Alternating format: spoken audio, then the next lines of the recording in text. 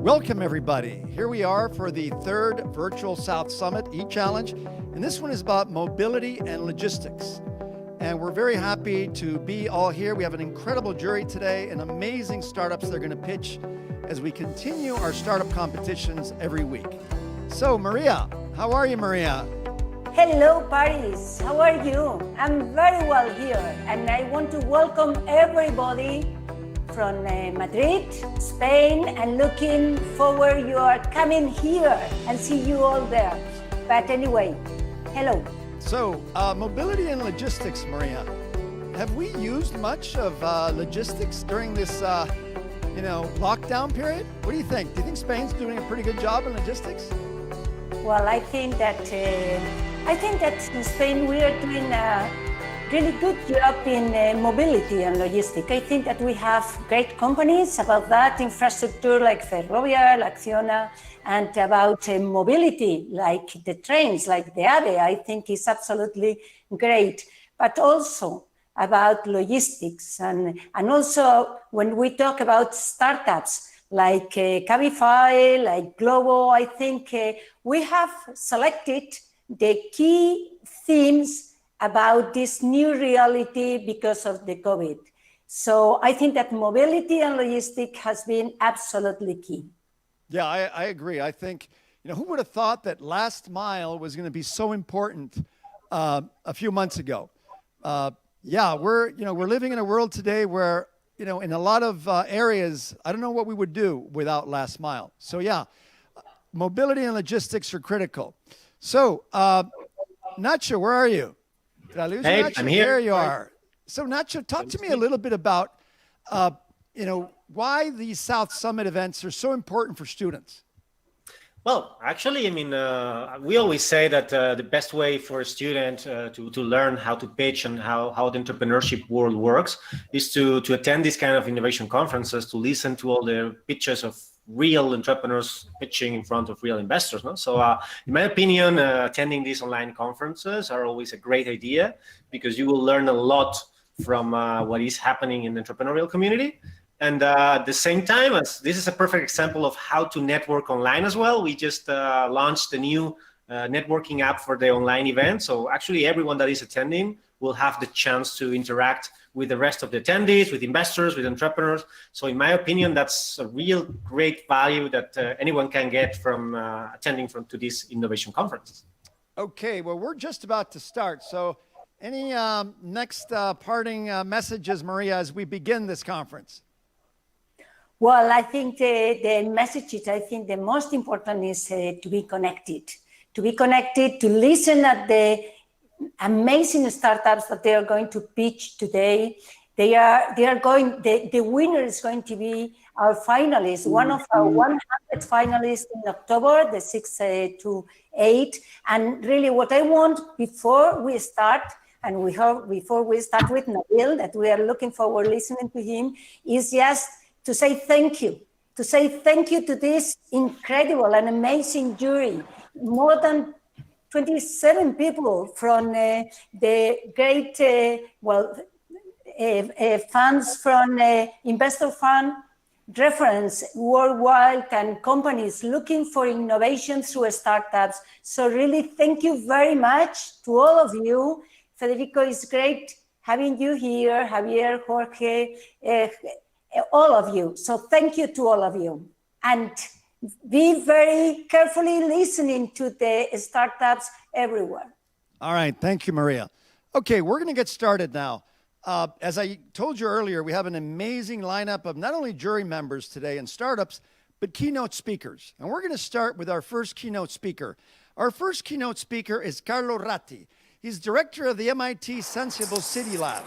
He's an architect and engineer by training. He teaches at MIT, where he directs the Sensible Lab and is a founding partner of the International Design Office, Carlo Ratti Associati. Ladies and gentlemen, join me in welcoming Carlo Ratti. Thank you. Thank you all, and very good being with you today. Well, I was asked to give just a very short introduction at the beginning with no slides, talking about mobility. And a few things have been said already. It's a very interesting. We live in very interesting times. But I like to remember what Rahm Emanuel once said. Rahm Emanuel is the former mayor of Chicago. Also was the right hand man of Barack Obama when Barack Obama was president of the United States. And and he around 10 years ago he said, "Never let a crisis go to waste." And never let a crisis go to waste means something I think is quite important. Is a crisis means everything changes around ourselves. And we kind of need to reinvent ourselves. We need to rethink what we are doing.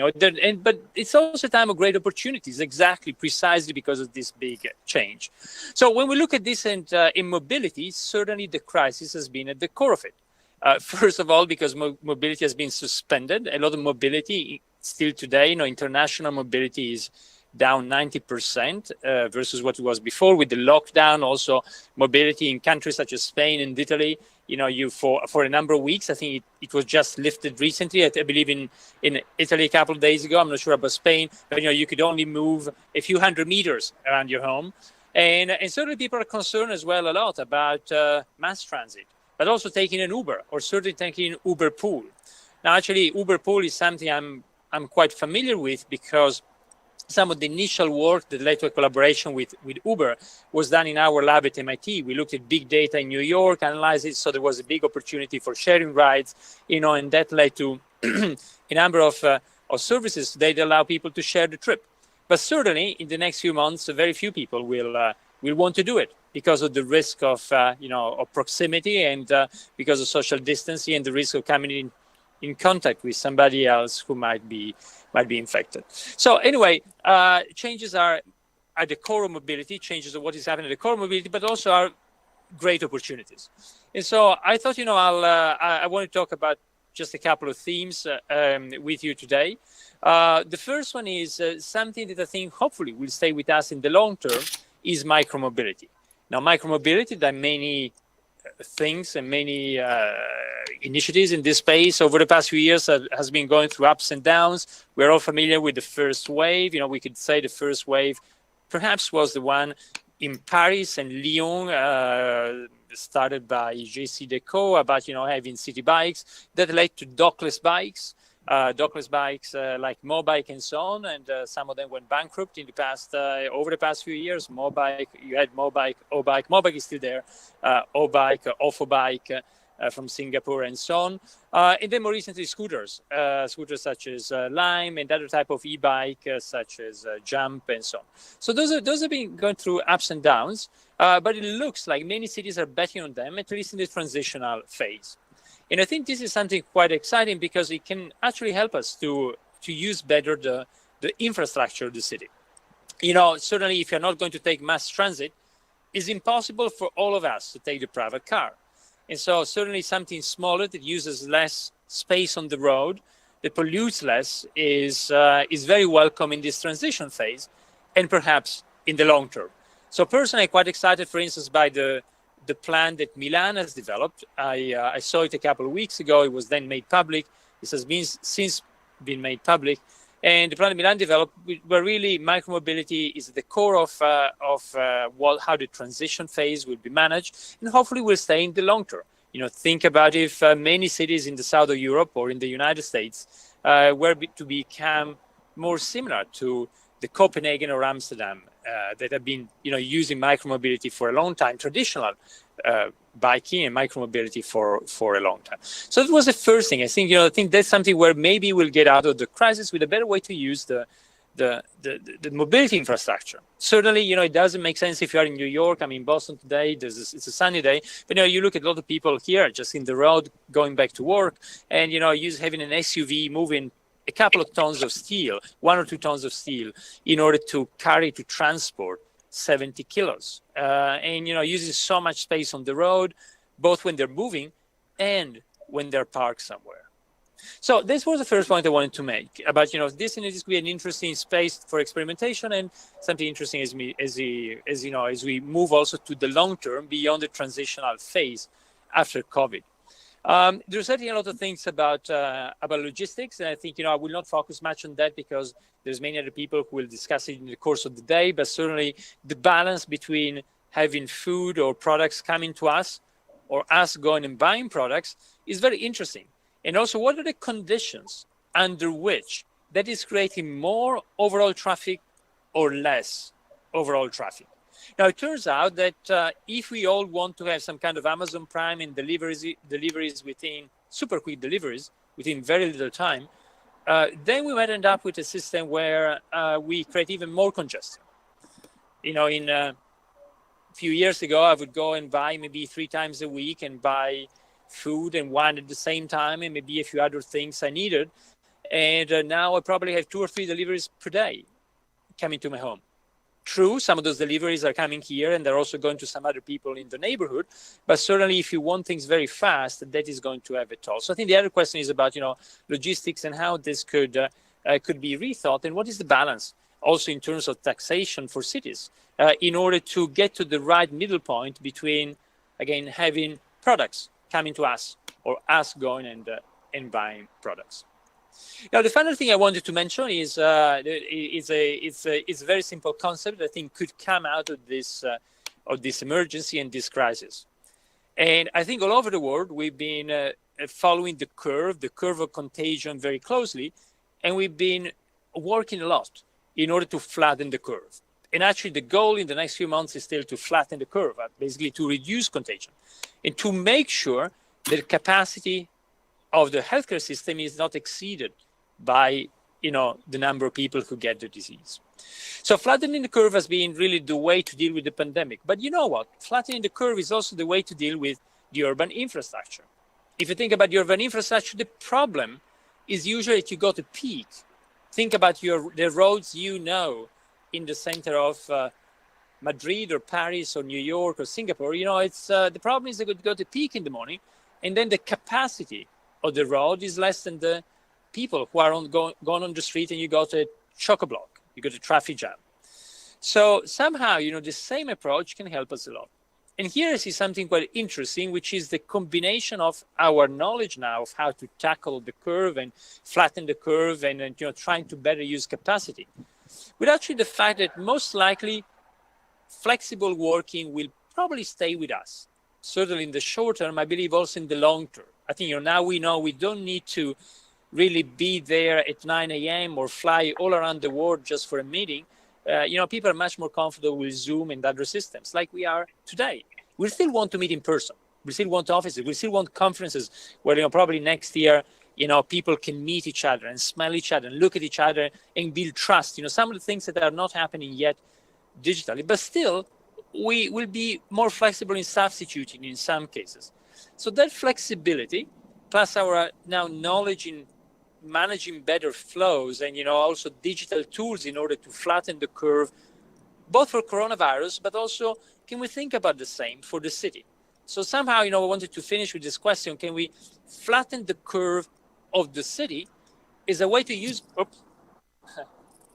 Apologies. As a way to use better the infrastructure we have in our cities, and so as a way to avoid those peaks that really become a huge traffic jam in the morning or during rush hour in general, or the way we use not only the road infrastructure but many things in the city. The same problem of flattening the curve is the same problem that's been a challenge for utilities, for people who produce energy. That's the same problem. You need to plan for the peak, and if the peak is very high, you need to have a lot of spare capacity and you have a lot of investment which is used for a very limited amount of time. So somehow this idea of flattening the curve now is very familiar to all of us, is probably something that, thanks to a newfound flexibility in our lives, we can apply to other parts of our urban life, and in particular to mobility. So again, what I wanted to finish with is this idea: can we start thinking about flattening the curve in our cities, not only for coronavirus, but for the long term? And, I was asked to talk just for a few minutes. I'll stop here, but very happy also to interact if there's any questions or comments. Okay, thank you, Carlo. All right, we're about to begin, and the first thing we're going to do now is talk about the competition. All right, we're about to begin the competition of the startups, and I want to explain to you a little bit about how this is going to work. Each of the startups will have 3 minutes to pitch and about 4 minutes of Q&A. The criteria that we're asking the jury to use in terms of evaluating these startups are 5. innovation, scalability, viability, team, and investor readiness. They also have access to a private room where they're going to be deliberating and trying to make sure that the solution that they come up with is the best representation in terms of first, second, and third place winners for this mobility challenge that we're going through today in logistics. So let's begin. Our first startup is a solution that merges the virtual and real worlds, making the driving experience more enjoyable, safe, and carefree. From the country of Germany, Andrei Golubinski, the CEO, is going to present to us Apostera.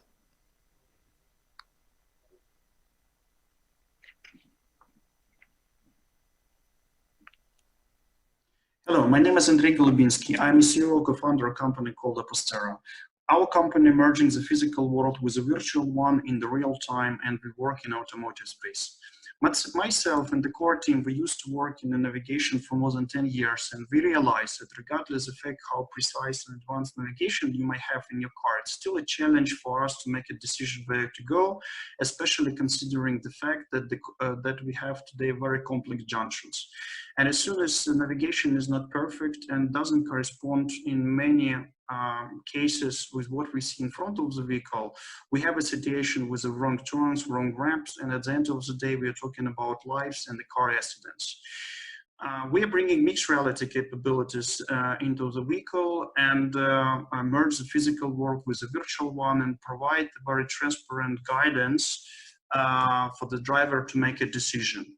We are a software company, and we bring our solution on top of the heads-up display, in-vehicle infotainment system, digital instrument cluster, as well as for rear seat entertainment, where we provide a different way of engagement with the surroundings outside of the car. There are already a couple of cars with a simple AR video basic augmented reality on the market.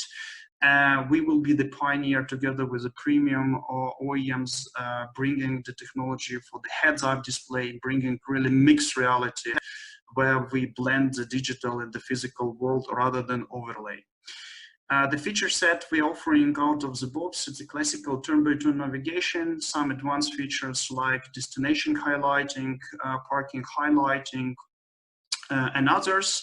The architecture consists of 3 pillars. We have own perception engine, the platform where we merge the physical world with a virtual one, and the business logic that is depending on the end customer requirements. So today we improve driving efficiency with our solution. We develop trust between the semi-full autonomous driving capabilities in the way that we visualize what car sees and think, and we also bring camera marketing or advertisement into ride-hailing business. The trust was developed in 2017 with the very first project we signed in the field. Unique selling points, we have the most precise mixed reality navigation solution with occlusion experience. Our solution is very cost effective, and as soon as we are tier 1, we have no compromise on quality, and we are hardware, navigation, and sensor agnostic. We are tier 1 software company. We have the most precise augmented reality. We work with OEMs and the tier 1s, and I will be more than happy to answer any questions you have. Thank you so much.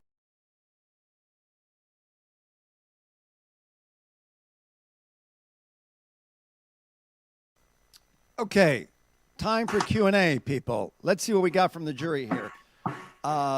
Sean Seaton, you have your hand up?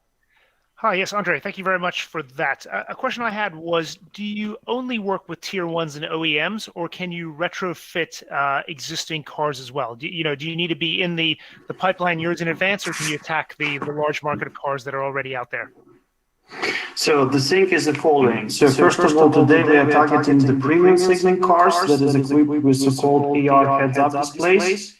When it comes to the mass market, we also have an approach how to enter with video-based augmented reality. Concerning the retrofit, yes, there are some ideas with aftermarket solution. But, like the all cutting-edge technology first enters the premium segment cars, and then it's populated down. Okay, thank you. Ines, you had a question, please.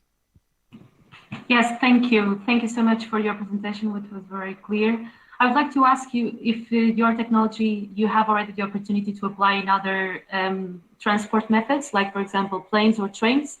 That would be very helpful to know the application of that. Thank you. Yeah, so today, I didn't have a chance, to put everything in 3 minutes speech, but yes, today we are focusing on the passenger vehicles, but we have also ideas how to bring into the motorcycles, because on the motorcycles, there are also some ideas with the smart helmets where the heads-up display is also built in. Second one is for the last mile deliveries with the vans, especially the problem where you cannot find the free parking lot very close to the last mile, like a destination, and we can use segmented reality to highlight those parking lots, as well as where you can, unload and upload goods. And the last is high-speed trains. We also have a discussion with one of the big, ECE producer in Germany, and where you can also use segmented reality, not for the drivers, but also as an entertainment factor for the passengers. All right. Any last question?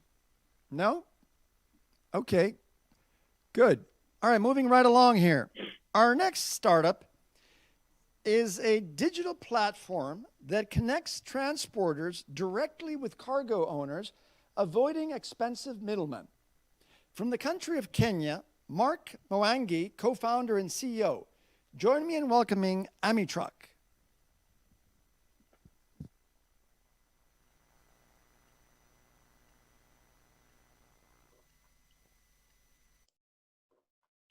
Hi, I'm Mark, CEO and co-founder of AmiTruck, a Kenyan platform seeking to bring trust and transparency into logistics. Today in Africa, up to 75% of the final cost of goods is transport. Road transport is the most dominant mode, accounting for 80% of goods traffic.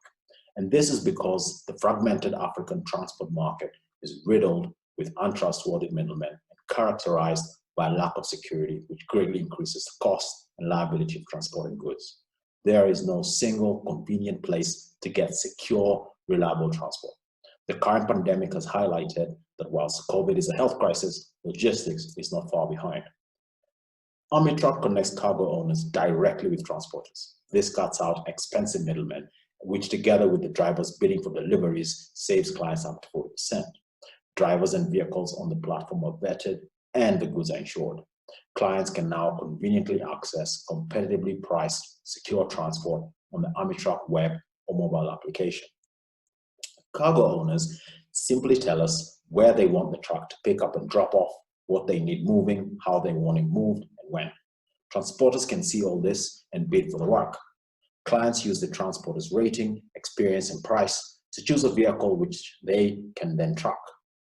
When the client confirms the delivery was made successfully, the driver is paid immediately using M-Pesa, Kenya's mobile money. The African transport market is large, 200 billion. It's been growing at 7 to 8% per annum. And the Kenyan transport market, where we are starting, is a large opportunity at 2 billion. The largest competition by far in this market is still the traditional middlemen. They leave cargo owners vulnerable to risks. AmiTruck is unique because it doesn't change how vehicles are priced, how they're booked, or how they're paid for. We just make it secure, fair, and efficient. We now have over 3,000 vehicles registered on our platform. We've been compounding monthly at a rate of 25%. We did 560 deliveries in Q4 of last year, but I've managed to do 1,200 in Q1 of 2020. In doing this, AmiTruck has unlocked over $150,000 of income for local Kenyan drivers. The AmiTruck team is well-rounded.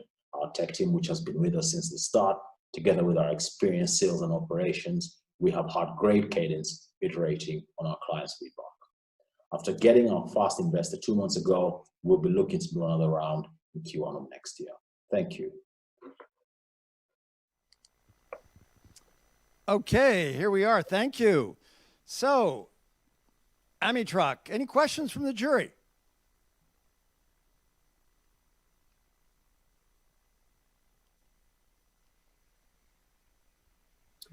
Yeah, hi.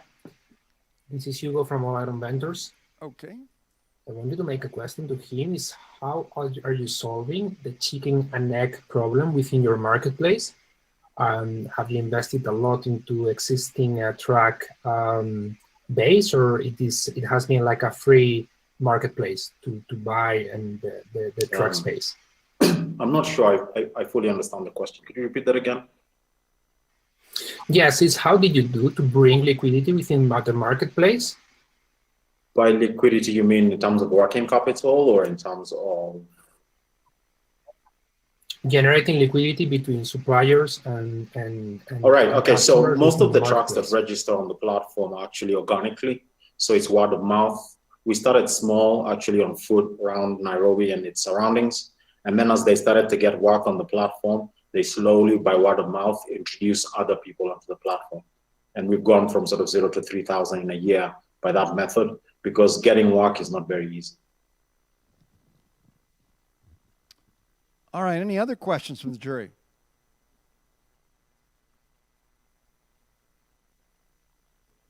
Yes.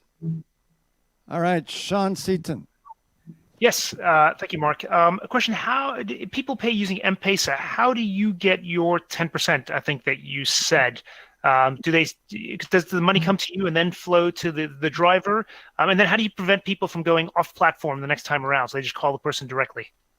Yeah, great question. So the first thing we do is if you don't have a contract with us, you basically have to pay for some of the job up front. So you either pay for the whole job and we hold the money in escrow until the client confirms the job is done. And then the money is then deposited into the driver's account. If you didn't want to pay for the full amount, you can pay a deposit.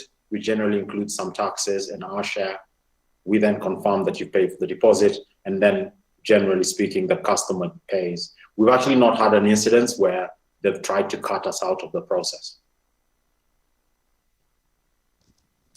All right, last question here.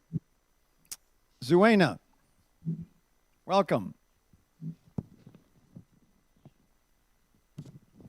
You're mute.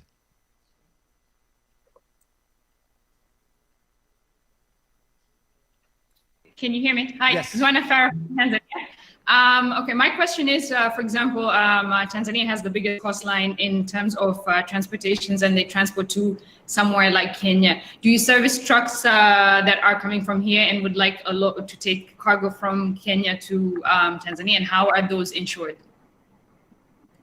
Sorry, I only had the last bit of that question. Okay.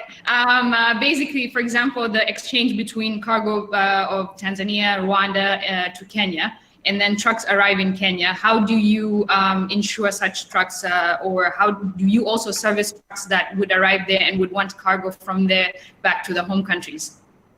Right. So the insurance that we have is actually for COMESA region, which covers most of East and Central Africa, with an exclusion on South Sudan and Somalia, but we can cover those under declaration. So it doesn't matter which direction you're going in, the goods are covered. Additionally, the app has translation and currency conversion built in. Whilst we are mostly just doing jobs pending or factoring in Kenya, it's capable of doing it the other way around as well. All right, thank you. All right, moving right along. Our next startup provides customizable photometric synthetic data for next generation perception systems to reduce production cycles and make machine perception real. From the country of Spain, Victor Gonzalez, the CEO and founder, is going to present Anyverse.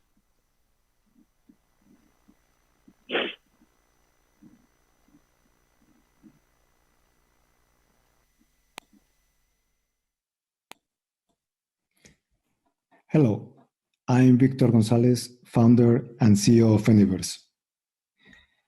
We all see how the world is racing toward high levels of autonomy in vehicles, drones, robots, smart cameras, and other devices across many different industries and applications. There is a lot of investment happening today. All those systems are based on modern artificial intelligence and machine learning algorithms. However, there is a fundamental limitation that prevents market to accelerate at this moment. Those systems need vast amounts of data for training and testing, and today that data is not there. Imagine the vast number of situations that need to be covered: corner cases, edge conditions, dangerous situations, etc. Today, it's impossible to capture all that data from the real world, especially situations that are improbable, maybe dangerous for humans, or maybe for the machine, who knows? That's why we decided to create Anyverse. We were actually inspired by the movie Matrix, in which computers simulate any plausible world in 3D. Anyverse can simulate arbitrary rich environments in 3D with high accuracy, allowing system developers to obtain the synthetic data needed to speed up their training and testing cycles. Anyverse is the solution to the missing data problem. In terms of competition, there are other few companies using video game platforms to produce synthetic data. We don't believe this approach is good due to the lack of physics accuracy. Video games don't simulate light, materials, cameras, and sensors physically. And this is exactly the exclusiveness of Anyverse. Our proprietary technology relies in more than 20 years of research and development. The estimated market size for simulation technologies is in the few billions mark. Our targets are today perception developers working in the automotive and drones market. Those markets are growing very fast and are just a fraction of all the possibilities for Anyverse in the future. Our product market fit goal is 4 million in 2025, and we have ambitious goals for the future. Our team is composed of more than 20 people with a lot of experience in computer graphics and simulation. In fact, we have been developing technologies for more than 20 years before jumping to this new business. We count with a special advisor from Silicon Valley as well. And that's all. I hope you liked our project Anyverse, as we say, the matrix of next generation autonomous systems. Thank you. All right, Anyverse. All right, Q&A, people. What do we got here? Hands up. Okay, Silvia. Hello. Thanks, Victor, for the presentation. My question is related to the GDPR, okay? Could you elaborate a little bit more about if your model is fully compliant with the local regulation, as you are tracking also the position of pedestrians? Thank you. Okay, thank you for the question. We don't have any problem with that because probably it's not very well explained in the pitch, but all the technology that we have creates 3D scenarios from scratch.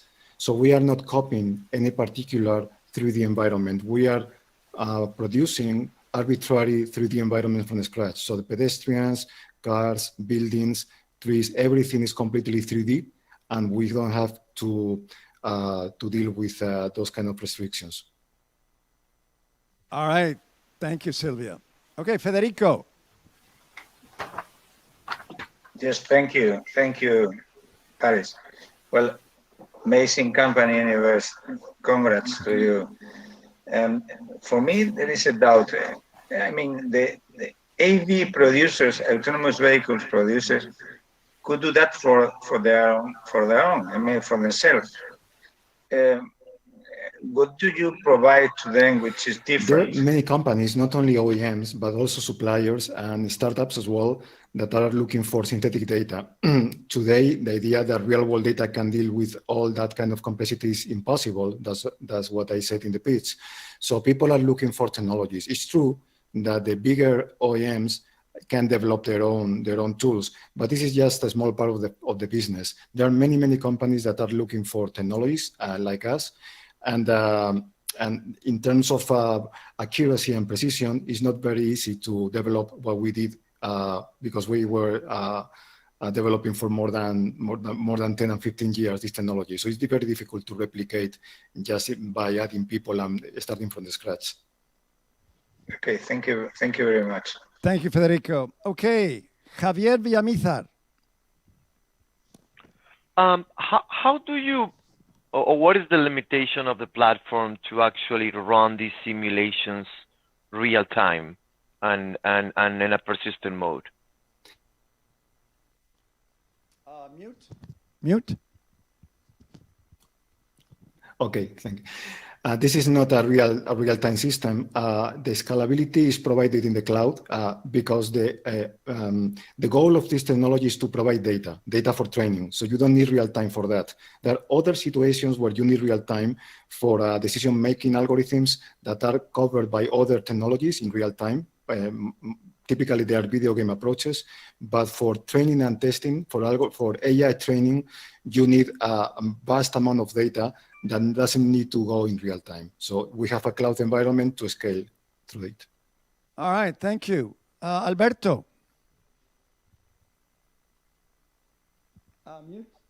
Mute. Thanks. So one of the major challenges for autonomous vehicles, it is also the customization that has to happen by region. I mean, in terms of the people that wants to cross the streets, and how the traffic moves by itself in different countries, different continents, and so on. So, how are you just customizing this, or how are you incorporating this into your model? Well, right now we are focused on the Western countries, so it's the US and Europe, and we are building a catalog of assets. What we call assets are 3D objects that are more geographically oriented.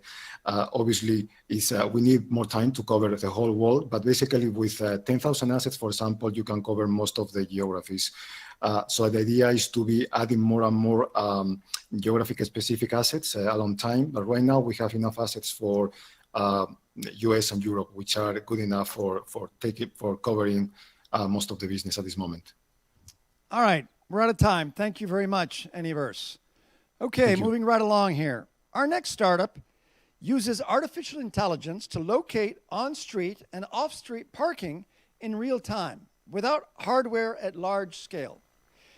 This is from the country of the United States, and it's represented by Eyal Amir, VP of Product Marketing. Join me in welcoming ParkNav.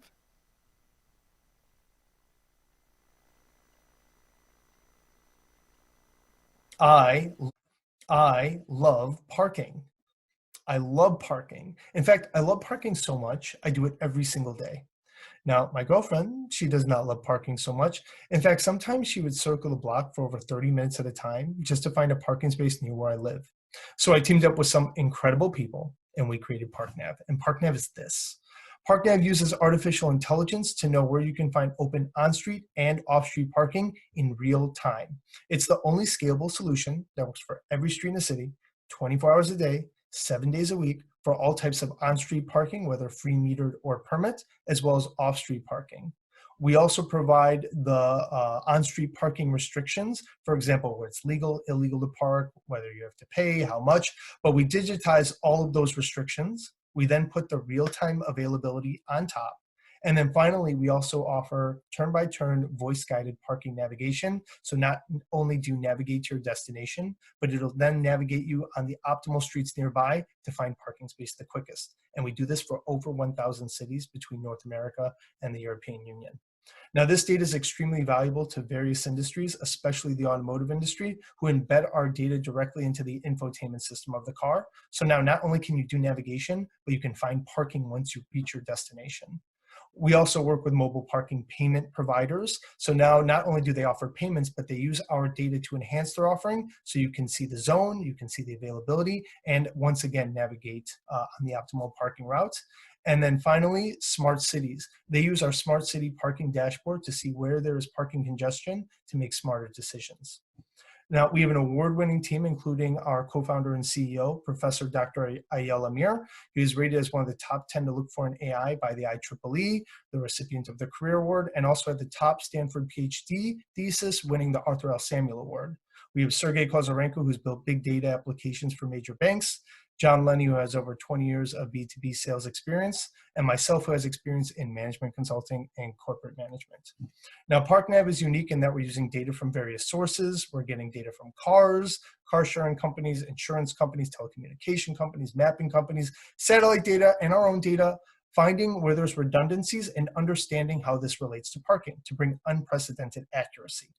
So here's just a sample of our customers. Our technology was launched in 2017 BMW vehicles directly into the infotainment system of the car so that drivers could now find parking or see real-time availability. Deutsche Telekom, who has their mobile Park Enjoy parking solution, they used our data to enhance their offerings. So now you can not only pay for parking, but find parking. And finally, Siemens, who used our data in their smart city dashboard so that cities can make smarter decisions. Thank you so much. And please feel free to reach out to us. Thank you. Pretty cool, huh? ParkNav. All right, let's look at what we got here. Thank for you. Q&A. Great presentation. What is the commercial model? How do you make money? Sure, great question. So it depends on the industry, but in the automotive industry, we do per car per year with minimums.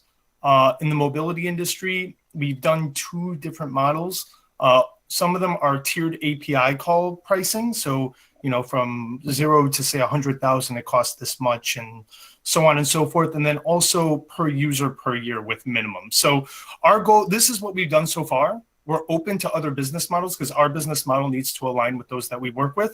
But at least this is what we've had success with in the past. Great. Okay, Daniel. Hello, thank you for your presentation.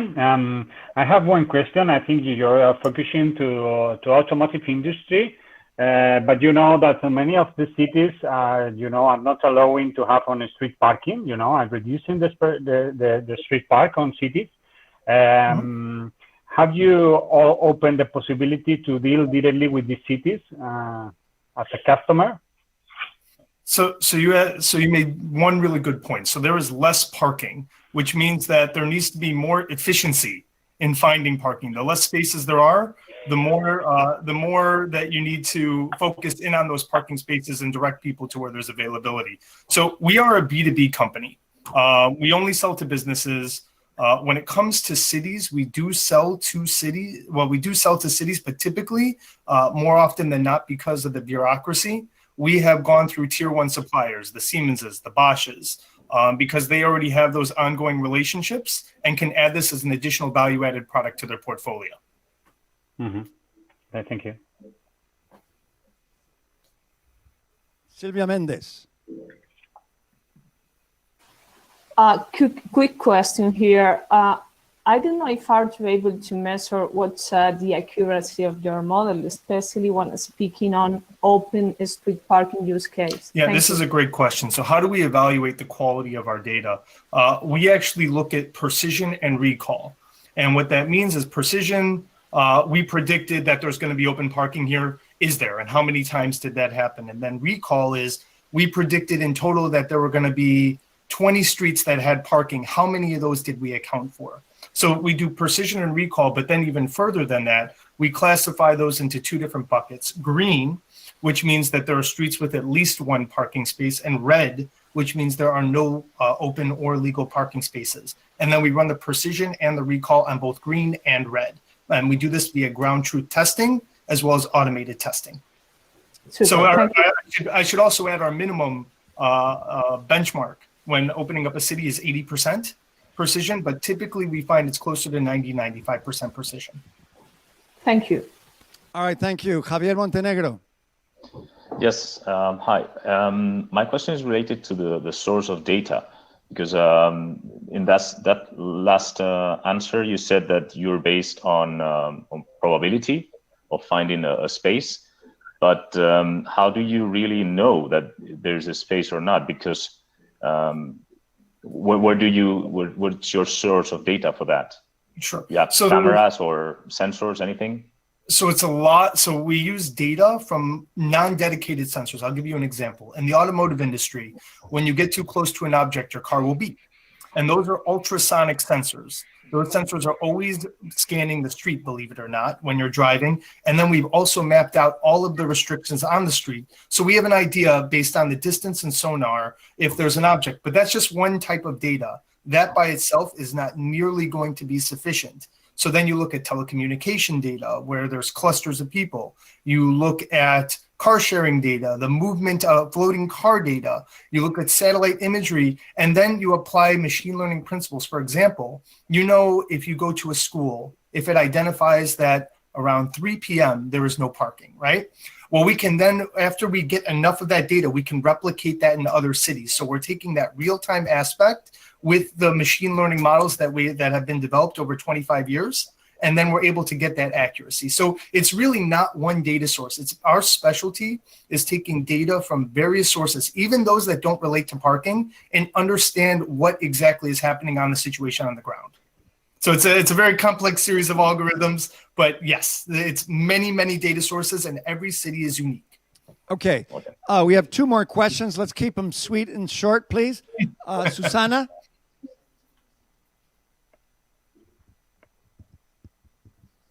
Susana? Very interesting. Yeah. Very interesting. You So probably going back to your have a huge opportunity monetization model, with have you people thought of making a B2B strategy? Wait, I'm sorry, I missed that. I think I heard two people talking. Susana?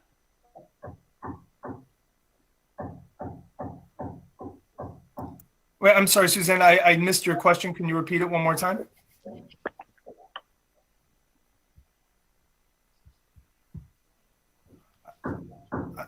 I think I heard B2C. I heard the very end of it, but I didn't hear the beginning. But we have, I think maybe you're asking, have we looked into B2C? And if that is your question, we have looked into this, but in order to do the mass marketing and to do and to reach all of these different people, you're going to get a lot of small sales. And really, we want to solve the pain at the time you are having it when you're looking for parking. And the way that we have found that we can do that most effectively, while also generating the revenue necessary, has been to focus on the B2B market, who then provide it to their consumers. That's what you call human intelligence predicting the question. Okay. Jorge, last question, please. Hi, thank you for the presentation. I have just two simple questions. How many end users do you have? And also, how long it takes to you to get a new city on board? Sure, great question. So in terms of users, so we don't own that data. We can extrapolate that we have over 1 million people using it. But for example, in BMW, they own the users. We are just getting the API requests in. Same thing with all the other customers we have. They own this data.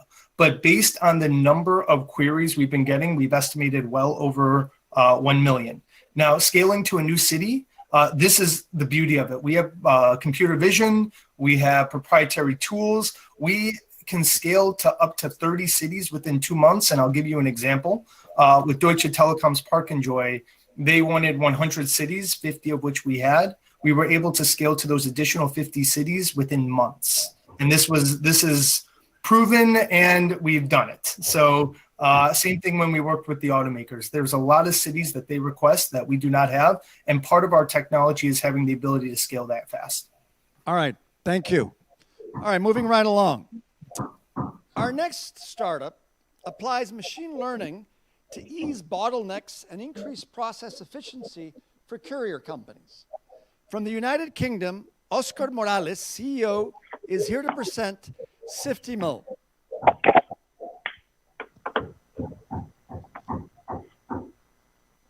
Co-founder at Siftiml. For everyone to understand our business, I'm going to briefly explain the journey of a parcel that crosses international borders. After the parcel has been picked up or delivered at a courier's desk, it gets loaded into international transport, where it crosses the border and then received at customs entry point, to be later delivered to destination address.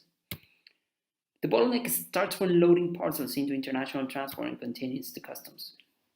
In the UK, there were over 500 million parcels going in and out the country in 2019. This amount of parcels were sponsored by our shopping activities online. So, e-commerce is the trend behind this industry.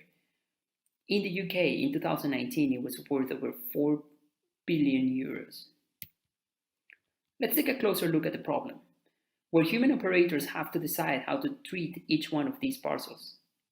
For outbound parcels, they need to decide whether the parcel goes or not into the transport.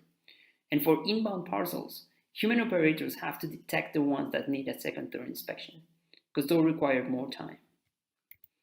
However, we know that 96% of the parcels don't actually require a second, third inspection.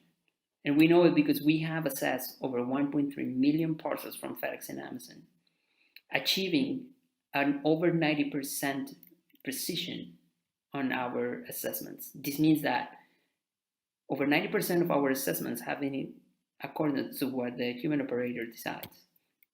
This has allowed us to decrease the inspection time from 60 to 10 seconds and yielding high profits in efficiency and reductions on labor cost. How does it work? We receive a document with all the parcels. The system calculates the amount of people that have to be on site to work, and it sends them an SMS telling them that they need to be present. We receive all this information hours before the transport arrives. Then, once a parcel is scanned, we deliver a prediction in a matter of seconds so that the human operator knows how to treat each one of those parcels. We don't make the decision for a human operator. We make it easier for them to decide what the destination of the parcel should be. Our team, Julio, is an expert on machine learning, and I have previously worked in the industry. Our mentor is the CEO of a customs broker agency and is actually our customer giving service to FedEx and Amazon. We have also access to a customs area where we can try new features of our products. Our short-term plans is to get traction in the UK and Europe. We want to increase our presence in Mexico as well. And for that, we're raising capital. And also we want to release new products and features. Thank you for your time. And also we want to release new products and features. All right. Sifty ML. Time for Q&A. What do we got here? Let me see. I just saw a hand up. Did I lose that hand? Here we are. I think that's Sylvia. No, Ines. Ines. Yeah, that's me. Thank you. Thank you so much for your presentation. I would like to understand if you could please elaborate a little bit in your business model and in your current clients so we can have a better look of your commercial status right now. Thank you. Right. So we charge, there's a two revenue models right now working. So for the workload calculation, we charge a monthly percentage of money depending on an X amount of people that work on the facility. And then to calculate, to make where we will make money out of the assessment, we charge money for each one of them. So it's a transactional business model there. Oh, sorry, and you were asking about our current customer. So our current customer is a broker agent in Mexico in one of the largest airports over there. And he gives service to FedEx and Amazon. So let's say that our end user is FedEx and Amazon. All right, thank you, Ines. Alberto. Yes, thanks. So actually, I'm very interested in this solution. So what I understand it is this is for physical inspection and also to forecast the workload that the broker has to send to the customs in order to verify that all the merchants it's coming in what it is declared, right? Exactly. Okay, so what is your expansion clearly for Mexico, as you said? What is your intention for that one? So right now we're looking at two ways. There is an association of custom brokers in Mexico that are currently handling a software that operates in many custom entry points in the country. So that is one of our particular roadmaps to go. The second one, it might take a little bit more of time, but it's actually building our own software. Right now, our solution is installed on top of an actual existing software. But if we produce our own system, then we can, let's say, package the whole solution into a cloud service that a custom broker can use in any facility. All right, thank you, Alberto. Federico. Yes, there's one question. Your contract covers a success fee, or it's only to use the software as it is? I mean, if you... Sorry, could you repeat the question? I missed the first part. Success fee for a customer. No, we do not charge an access fee. Is that what you're asking? We charge a transactional fee, which means that for every parcel that the customer scans or it's processing through the day, we charge for it. Okay, Carolina. Okay, thank you so much. Thank you for the presentation. A short question, you were saying you are searching for initial investment, right? So I wanted to understand, so far, was it your initial, was it your own investment that you've done within the company, and how long are you already on the market? Yes, we've been bootstrapping. The operation started in March 2018, to say so. But it was a very slow and catastrophic start. So we actually started real operations inside the customs area in September 2018. Since then, we started processing around 300 parcels a day. And before COVID, we were getting closer to around 10 to 12,000 parcels a day. Okay, thank you, Carolina. Last question, Javier Villamizar. Yeah, how difficult is to replicate what you have done besides having access to the data model that you use to train your ML? Because you're basically using historic data to kind of try to predict what a custom agent will decide. Is there any additional secret sauce to what you do? Well, there is, but I cannot freely say it in an open channel and it's being broadcasted in YouTube globally. So I'm sorry if I cannot be totally open with you right now, but I will be happy to write you an email and describe what we actually do, Javier. Okay. All right. Any last question? No? Okay, good. Moving right along here.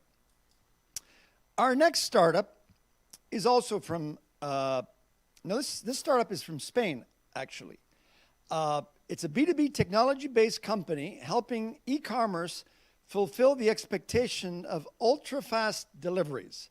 From the country of Spain, Victor Garcia, who's the COO, is going to present Kubo.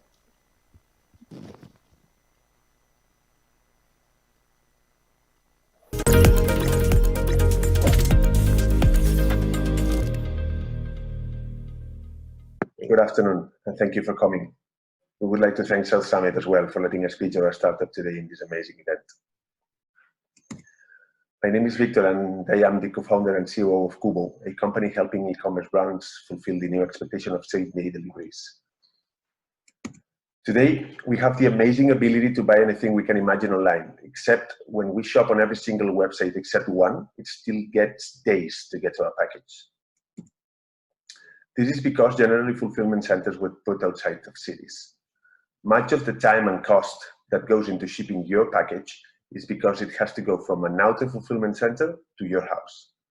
But we see a better way. What if the fulfillment center was here in the city? And looking at our market, we found that places in urban city centers already existed for this to happen. The only thing needed was an expert player in urban fulfillment willing to operate these spaces to enable same-day deliveries through technology. Kubo is this player.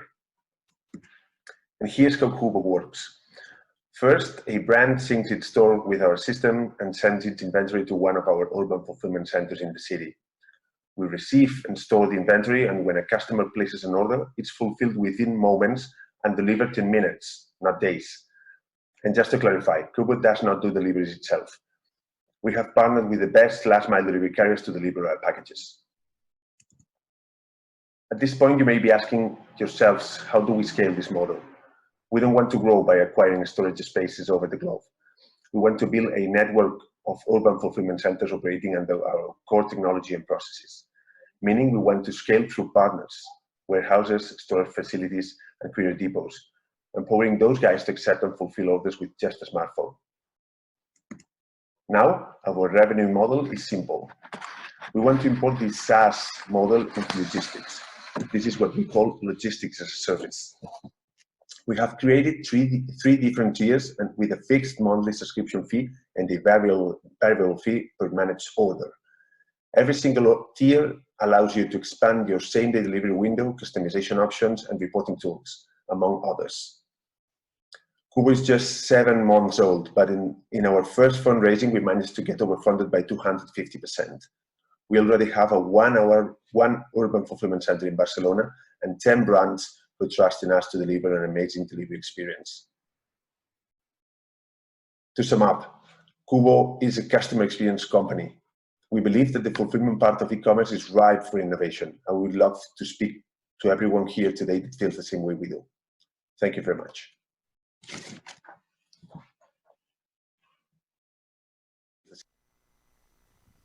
Okay, Kubo. All right, it's time for Q&A. What do we got here? Okay. First question, Sonia. Yes, hi, great presentation. Very interesting business model. Who do you target your service to? Who are your main clients?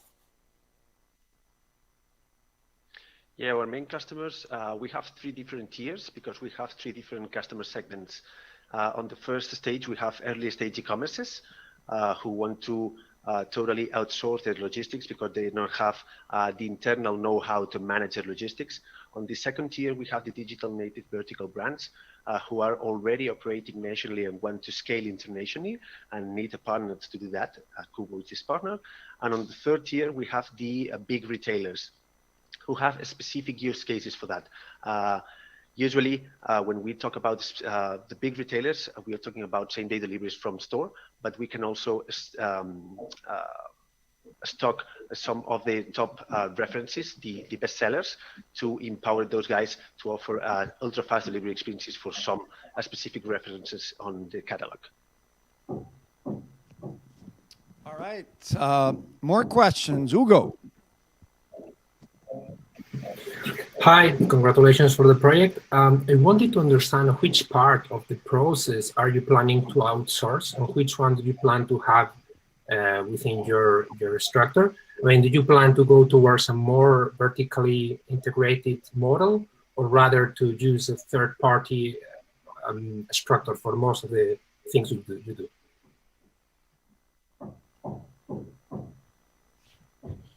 Kubo?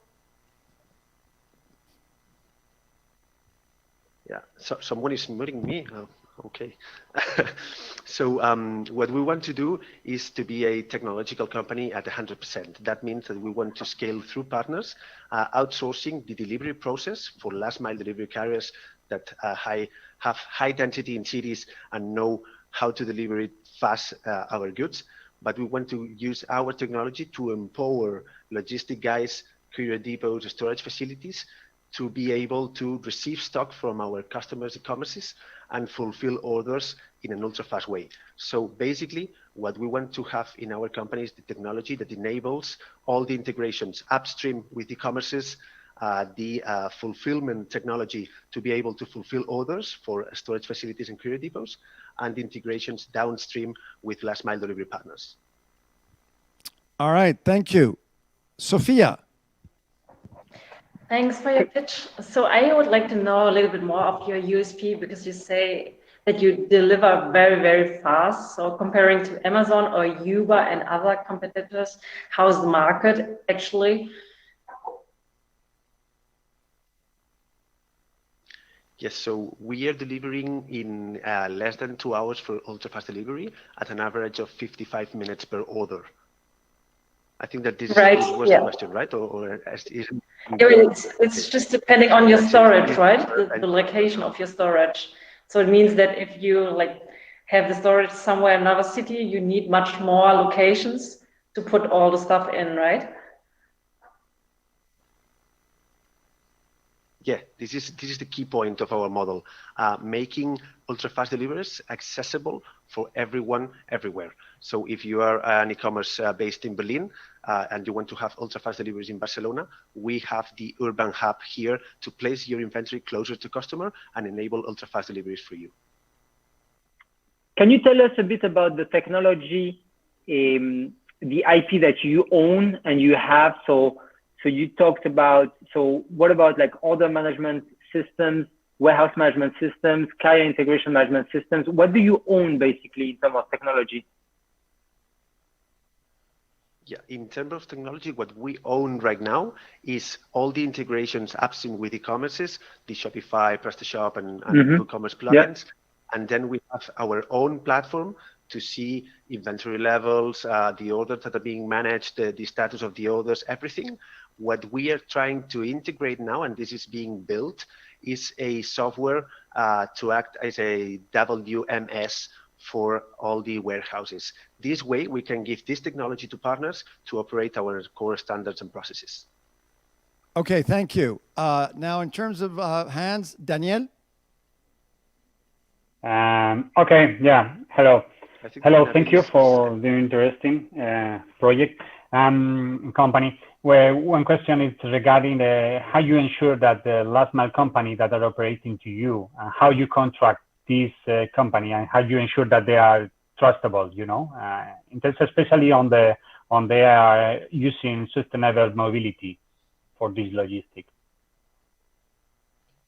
Yeah, we have a scoring process to rate those companies, and we have also a stricter onboarding processes and standards to make sure that they're filling the standard that we want to follow. So right now, this is something that we're working on, to be totally honest, to feed it constantly with feedback from those guys and from our end customers and also from e-commerces to make a playbook of the perfect onboarding and the perfect processes to follow for one of those last mile delivery carriers.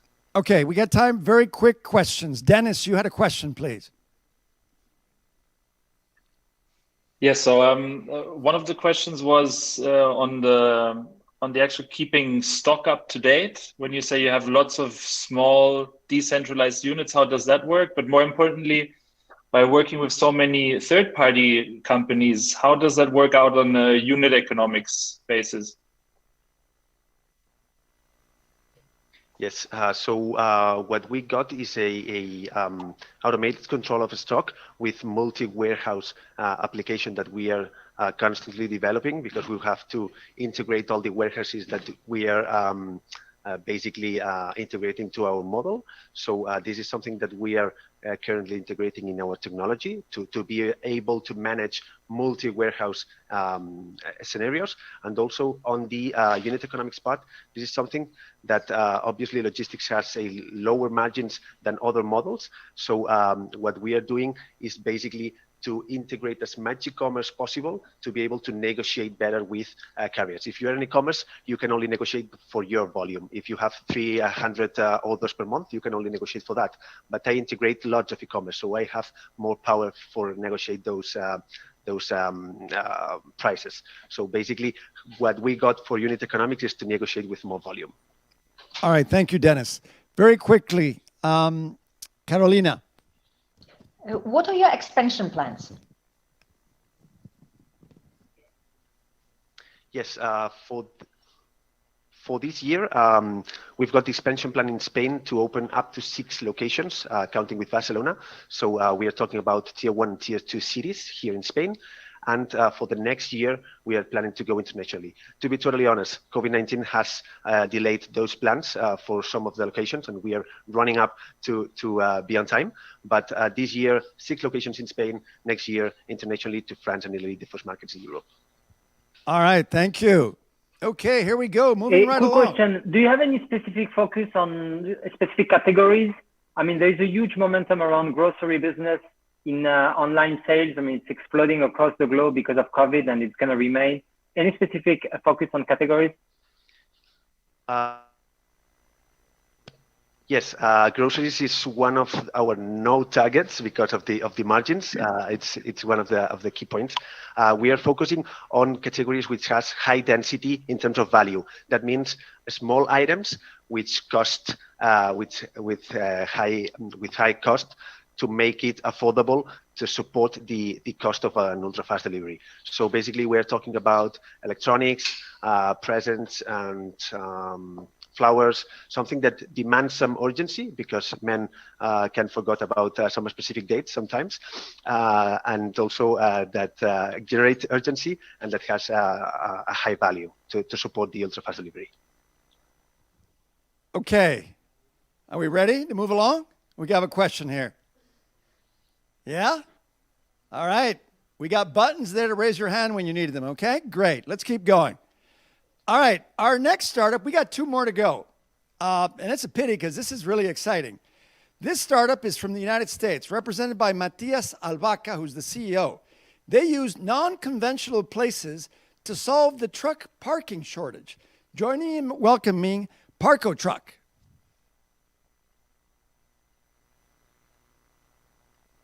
Hi, my name is Matias Albaca, and I'm the CEO of Parco Truck. Parco Truck was born to solve the truck parking problem in the US. It's the 5th most important industry issue in the US, and it's due to its consequences. It affects not only the truck driver, as they lose 10% of their annual salary, but also the whole industry, as the truck drivers start parking 30 minutes before their optimized trip. And finally, when they don't find any place to park, they start parking in illegal and dangerous places. So the big question is, how can we increase the parking availability without any big investments? Well, Parco Truck is a marketplace that connects truck drivers with non-conventional parking lots. And who are these non-conventional parking lots? Everyone with enough parking space to park a truck and willing to monetize it.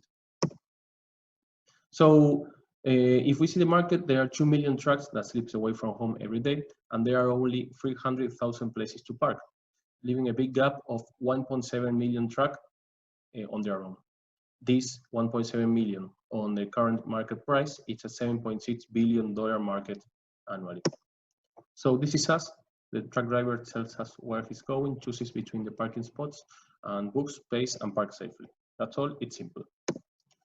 We make money by taking a 25% fee on every transaction, and we offer 2 rental methods. The flex one, short-term rentals for long-haul trucks, and the fixed one, long-term rental for local and regional vehicles. This is our competition. They aim to solve 1, 2, or 3 problems for the truckers, but they are all trapped inside those 300,000 places to park. We are here to expand the offer to give new alternatives, and we are also working on a communication tool between cargo dogs and truckers. We've done our proof of concept. We started last October. We have great repercussion.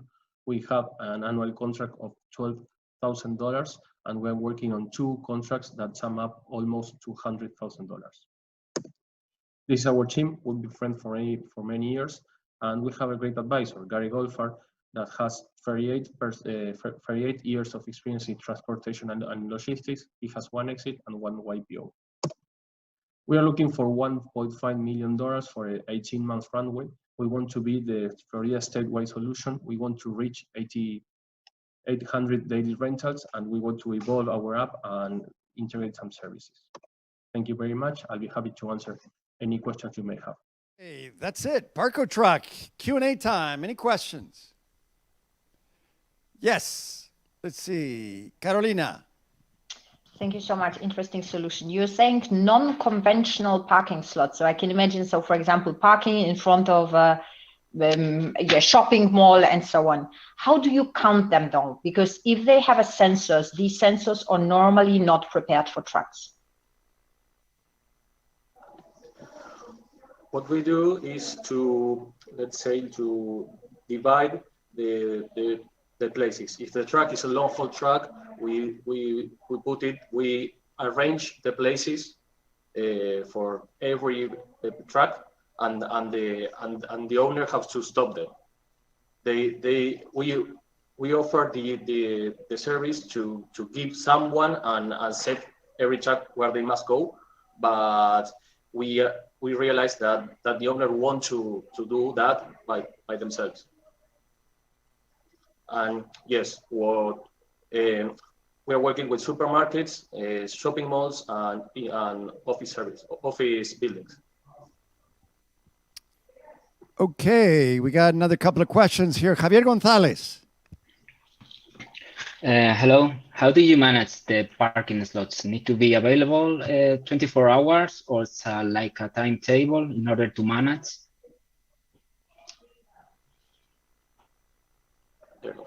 It depends of the place. We have some places that they are 24/7, and the other ones that they are open just when they close. Well, we use them when they have the place available. So we are working with those 2.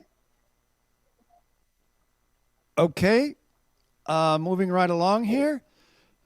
Question right here, Peter Specht.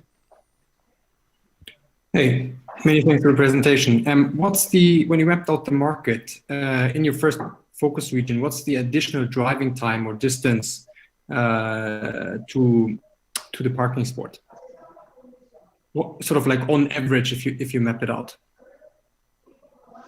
It depends of the rental method we are offering. So if it's a long haul, a long distance truck, we offer a flex, the flex method, so they can park 1, 2, or 3 days or some hours.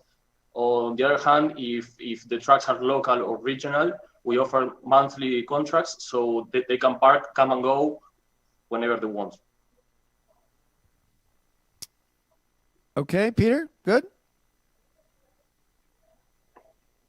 All right, Sophia. So how does it work for the truck drivers? Do they have like a mobile app, or how do they log in and see the free parking slots? Yeah, it's a mobile app. We already are in both stores, in iOS and Android. They download it, and well, they have to go log in and look for the alternatives. And then the shop owners are updating the data in the application. So the truck driver always get current information. How do you do that? Exactly. We control the stock of the places. When the local, when the shop sign up, they tell us how many trucks they want. We start controlling the stock, and when we know that it's full, we don't allow it to park there. Ines. Thank you. I know that your plans right now for expansion is in the US, but I'm not sure if you have already studied what's the impact of the regulation for these non-conventional parking spots in Europe. Have you considered it already? Is it like viable to use those non-conventional parking for this marketplace? We didn't study yet the availability of in Europe. We know that Europe is a huge problem also, but we are just focusing on the US right now. Okay, one more question here. Jorge Marcos. Yeah, thank you for the presentation. My question is, how do you acquire new parking owners, and how do you manage the payment to the parking owner? So what we are doing right now is getting some alliances with commercial real estate. They have many shopping malls, they have supermarkets, they have the place to park the truck, and we take all the money when it's paid, and then when the truck driver leaves, we pay the owner that money. All right, good. Moving right along now. Okay. Yeah, this is one of the saddest moments when all of a sudden it's the last pitch. This is the last of our 8 pitches today. It's a company called Blickfeld, and it's from Germany, represented by Florian Petit, founder. They give eyes to autonomous systems to see the world through a revolutionary scanning LiDAR system and detection software for environment perception. Join me in welcoming Blickfeld.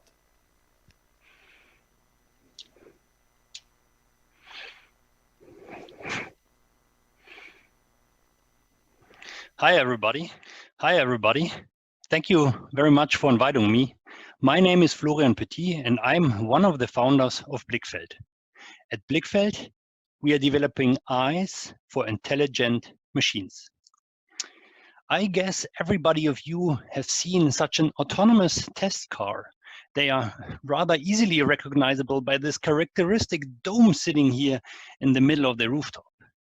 What eyes are for as humans are these domes, which are called LiDAR sensors. For autonomous cars, they allow them to see and understand the world around them. Most experts, but I guess one, agree that every autonomous car in the future will need multiple LiDARs to be operational. LiDARs are game changers for autonomous cars, and such the market will be huge. It is estimated to be already $30 billion in 2030, quickly growing up to more than $50 billion. Today, however, these devices are hugely expensive and can cost almost 100,000 euros.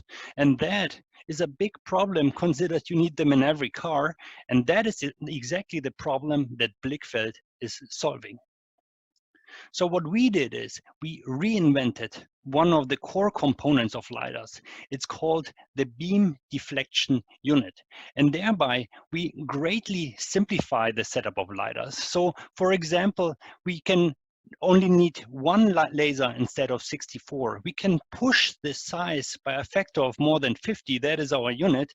And most importantly, we can bring down the cost. Our unit will be probably 500 times cheaper if produced in masses.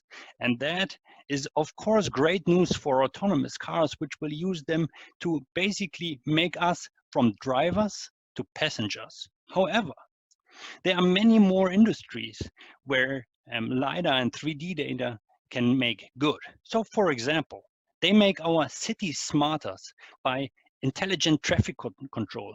They can help our factories and logistics centers to become more effective, to exactly know where goods are and how goods are moved. And they can make our world smarter by making more reliable and more safe security solutions. And that's why we call LiDARs the eyes for autonomous and intelligent machines. We counted more than 30 markets, so there's a huge need, and that is exactly where we are targeting. We are building LiDARs for the mass market. So to round up, who is Blickfeld? We are a Munich-based company. We have been founded in 2017. In the meantime, we grew our team to more than 110 people. Just recently, we got a new funding round where, for example, the Tier 1 giant Continental invested in. We developed our product, and at the moment, we are on the verge to bringing it to the mass market. We want to make the world smarter and help it to get a safer place, and that is our goal. Thank you very much. Okay, that's it. Blickfeld, Q&A time.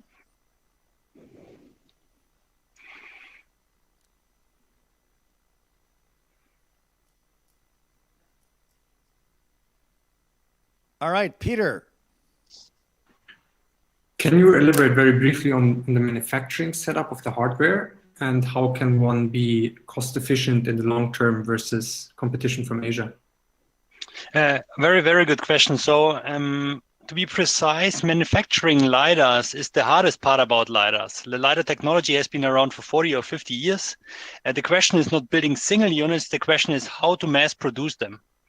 So what we do is actually partly we produce in Asia. And we are not the hardcore producer, but we are basically a technology provider. So we build the technology, develop the technology, and develop the production processes. However, the producing itself is not done by us. That is done by a tier 3, a third party supplier, basically. So our USP is advancement in technology. Okay, Daniel Serra. Hello, yeah, that's funny. Yeah, how protected is your technology? You have already an IP register? Yes. So at the moment we have 37 patents applied for, and I think 6 or 7 are granted already. The good thing is one of our co-founders is patent attorney, and he took care of that very early already. Okay, thank you. All right, Javier Villamizar. See, I learned the accent, Javier. Very good, Paris. So couple of questions. One is how far are you from commercial implementation of your LiDAR technology on any AV vehicle that is being tested right now? And the other question is in terms of your end customer, are you focusing on tier 1s? Are you focusing on OEMs? Are you focusing on the emerging AV applications and specific application vehicle manufacturers? Very good question. So first, we have two tracks. One is what we call industry track, and there we build exactly this unit, and you can actually buy it today. So if you have a logistics application or security application, you can buy these today. The other track is the automotive track, and that takes much more time. So normally projects take there between 4 and sometimes 6 years. We are in the middle of such a project, and it will take us 2 or 3 years until we get into the implementation of a serious car. And that brings me to the second question. So we are mainly focused on the mass market. So we are interested in bringing it to serial cars, where millions of cars are sold, means millions of sensors and are sold. And actually, we don't sell directly to OEMs, so to car producers, but we sell to tier ones. The reason is that we are actually only supplying a part of the whole EV or self-driving solution, a sensor or maybe a piece of software, and that makes us not like a complete system supplier, but a module supplier, which is a tier 2. All right. Thank you, Javier. Alberto.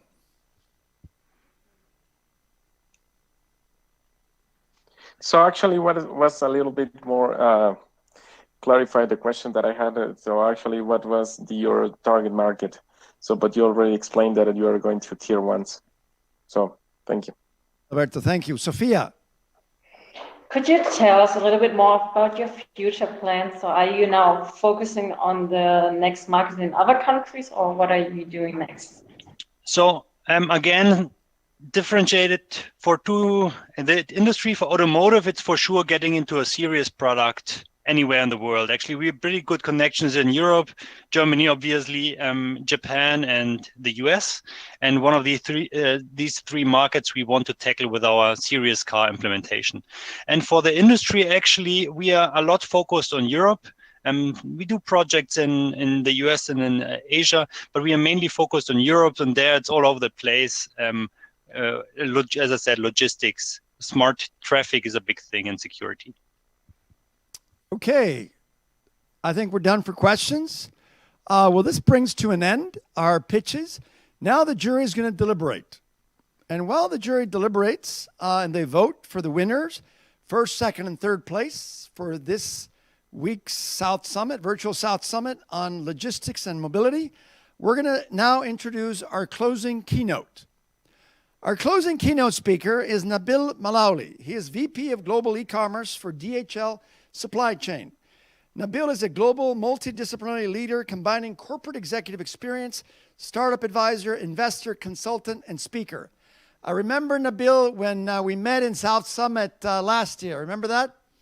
And Nabil, was speaking about logistics, and he gave a presentation which was totally disruptive. Now, back then, last year, logistics was not the flavor of the month.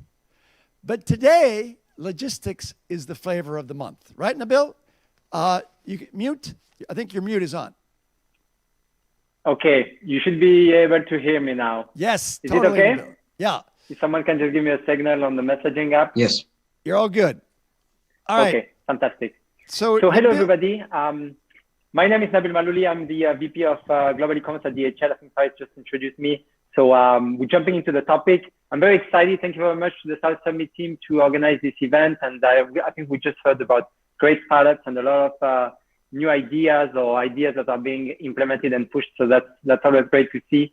I love the opportunity to share and hear about entrepreneurship and programs that are being developed by the entrepreneurs across the globe.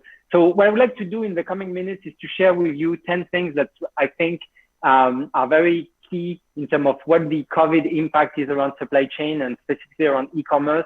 I think we heard, for example, from Kubo that e-commerce is definitely a huge opportunity, and I see this every day. I have the chance to work with Fortune 500, and I will tell you it's really exciting what is happening in regards to transformation and how companies are thinking about digital transformation.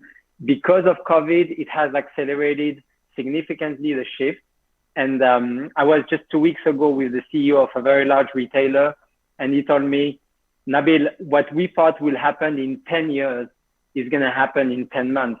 And I think this is really a clear example of the speed at which organizations have to move and how, you know, this COVID situation has impacted the agendas of many organizations.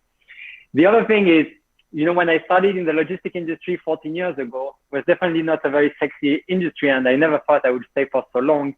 But today we are seeing really the impact and the importance of the logistic industry. Again, the COVID situation has raised awareness to people as to the importance of this industry for the life of everybody. I mean, from moving medical supplies to critical areas, for moving, goods that are needed for people that are in limited area with high risk. I mean, it's clear after this crisis, we have a huge responsibility in the space. So here are the 10 things, and I'm gonna go pretty fast because I don't have so much time, but I would be very happy to discuss with anyone that wants to touch base on it and then go a bit deeper. Number one, e-commerce acceleration. We are seeing tremendous growth and adoption across the globe, not only in traditional retail categories like fashion and apparel and so on, but across multiple categories and new categories. And the biggest one is grocery. Grocery had a very low penetration before COVID, and it's the fastest growing a category of e-commerce. And grocery is critically important because when you start to buy your food online, it means that's going to impact everything else. And the stats that we have that show that once someone has bought 3 or 4 times in sequence online and they have a good experience, they are being retained at 70% as a long-term customer. And so as we see the people staying at home and the quarantine expanding, we think actually increasing volume of transactions online. So e-commerce acceleration is going to be big. Second thing is retail transformation is going to be an absolute must for all the organizations selling products, physical products. So think about not only what the future of a store will look like, which we can imagine with all the social distancing topic, is going to be, there is going to be a need for changes and adaptation of the store format, but also retailers and distributors are going to need to have a way more convergent strategy as to how do they reach their customers, how do they restructure their landscape of stores and so on. And this has not only implications for how we buy, it has also implications in urban planning, city planning, transportation, real estate. So it has a lot of implications. Number 3 is the impact in the airline industry. So one thing that you might have noticed is if you try to buy a monitor or some of the consumer electronic products or masks or certain medical supplies, well, they were not available for a long time and or they are sold out. And what happened is many organizations that are getting their goods from China, which is most of the cases, the consumer electronic products that are coming from Asia, not only that category, but in big part that category, they had an impact because of the factories being closed in China for a certain time. And now everybody is trying to fly products across the globe to basically sell this type of product. Now, the problem is with airlines shutting down all the passenger aircraft, the passenger aircraft always have also cargo capacity within. And that's a big problem because all this capacity is now down, and we've seen a drop of air capacity of 35%, which means that this is going to be a long-term impact also as to how fast can you get certain products across the globe, because usually they will always be moved by air freight. And that's something that also is very important. Number 4, contactless delivery. I just received my newsletter from Apple that I got like every other week maybe or something like this, where they present the new product. And on the why Apple, they were talking about a couple of things on the value proposition of Apple, but one of them was free, fast, and contactless delivery. So I think this is very interesting that even organizations like Apple, which have a lot of things to sell, now they are putting this as a key topic in regards to how they are promoting their product. This is top of mind of people. You probably will never have to sign again when you receive your shipment or your delivery at your house. That's going to be something very big. Number 5, we are seeing a lot of new delivery methods being implemented. And we saw recently Uber just announced that they are jumping into the space also of last mile delivery, for products and doing parcel deliveries, going into the space of the logistic industry really fully, because they had before Uber Freight, but now they are going with Uber Connect into the delivery space as well. And deliveries are changing. The methods of deliveries are changing. There are a lot of models that are being used, like pickup and drop-off locations. There are a lot of pilots about robot deliveries that are taking a lot of momentum. And we're probably going to see a different treatment from cities around some of these technologies, where before cities were very maybe resistant to develop this type of technology because public opinion, security, and so on. And now we're going to see a lot of organizations and cities working together to actually make this a reality, because robot delivery, as an example, is a way to have cheaper deliveries, have a contactless deliveries, and have also safer in terms of sanitary interaction deliveries. Number 6, marketplaces are getting traction. Some of the organizations that are gonna leave this crisis very strong are the very large marketplaces. And large marketplaces, think about the Alibaba and Amazon and Mercado Libre of the world are going to be very strong out of the crisis. Mercado Libre just published their annual report, their quarterly report, sorry, just this week, and the stock took 20% in one day, because of course they have a huge momentum of new customers, people that never bought online, that are now buying online, and they said that they added more than 1.5 million new customers since the crisis started, as an example. And you know, we all probably heard in the last weeks or last days the story of someone that the grandmother, parents never bought online, didn't even know how to use the credit card online, and now they are like buying their food and so on directly. The following point I think that is very important is, with number 7, is innovation and automation in the logistic industry has taken a certain pace, and it's already on the way, but it has been probably slower than other industry. And now what we are seeing is really an acceleration of that innovation into warehouses, into deliveries. So this industry that is oftentimes looked at maybe a bit slower than others is really taking pace, and there's a lot of investment. NASDAQ actually published a report during the COVID time in the US, probably 1 month ago, where they said that logistics startups were the third startups that were the most invested into at this point, and they were just following remote work and healthcare startups. So there's a lot of momentum around innovation and automation. The following topic, I think, which is very important, is supply chain, which again might not be the most sexy topic, is really raising in terms of importance into board of management of companies.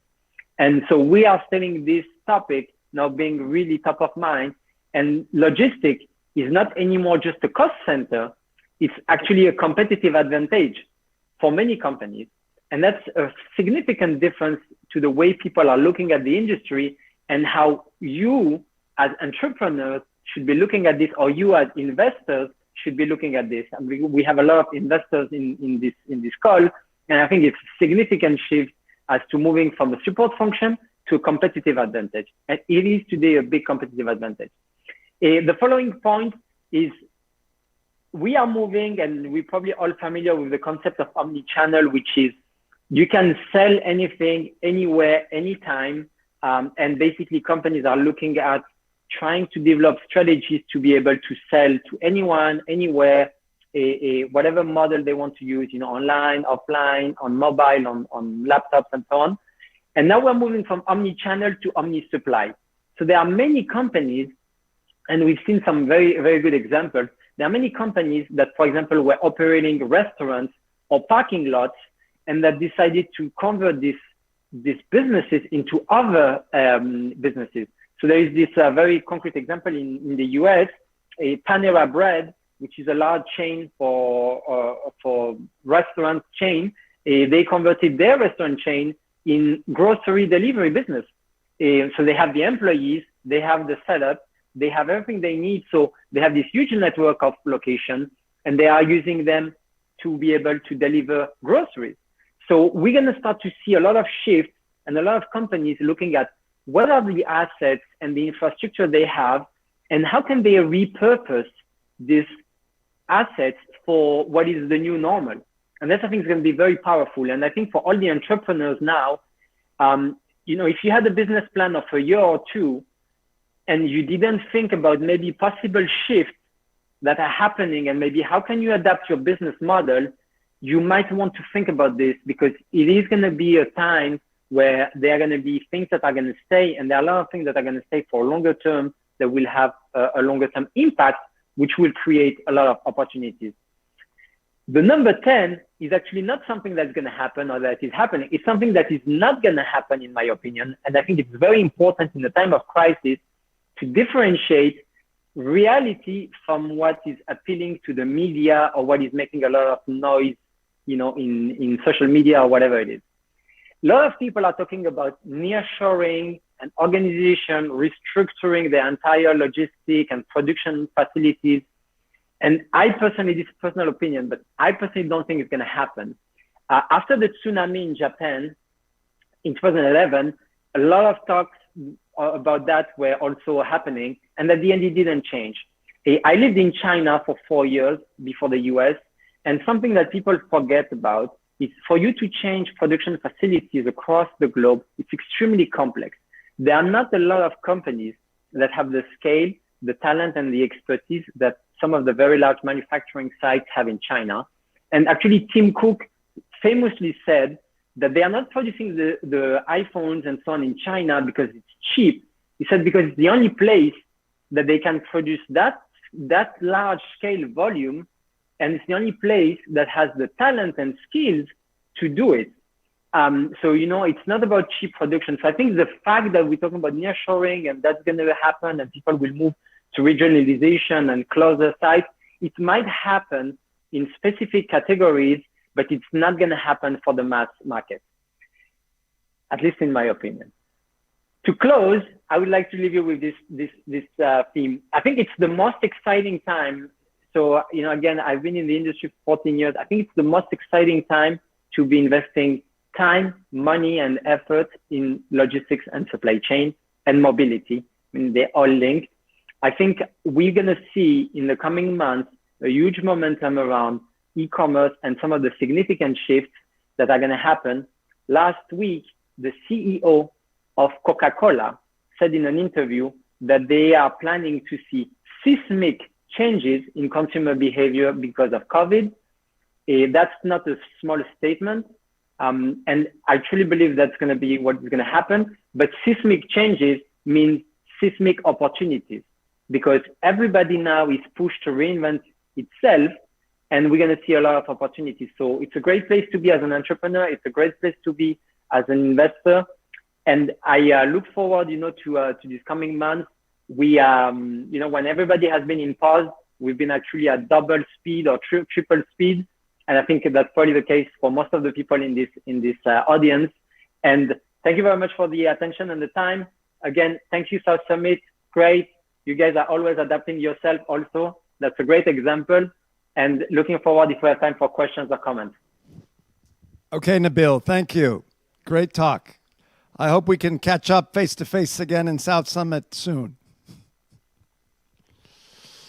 All right, moving right along here. So that was our keynote speech. And now Maria is going to tell us about third, second, and first place winners, right? Do we have decisions yet? Of course, Paris. And this is the moment. This is the most exciting moment. Well, first we are going to start with the third position. And I think we have to congratulate Jeremy from ParkNav and from United States. Congratulations, ParkNav. Third position. Wow. Thank you so much. Yeah. The second is Apostera from Germany, and I want to congratulate Andrew. Thank you. Congratulations. And our super winner. Super winner is Blickfeld from Germany too. And congrats, Florian. Thank you. Woo! Congratulations. Oh, congrats. So it looks Thank you very much. Looks like the Germans cleaned up house today here, huh? Yeah. All We right. are happy man today, eh? Okay. Moving right along here. All right. So we're going to talk now about Blickfeld. You want to say a few words?